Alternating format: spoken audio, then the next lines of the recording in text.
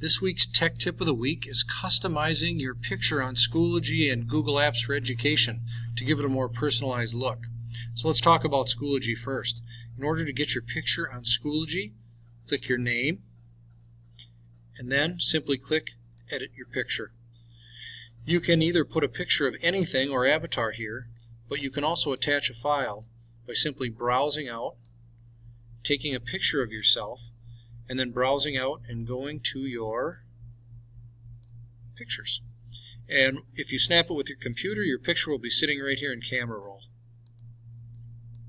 On your Google account, you can access your picture by any product. So you can go email,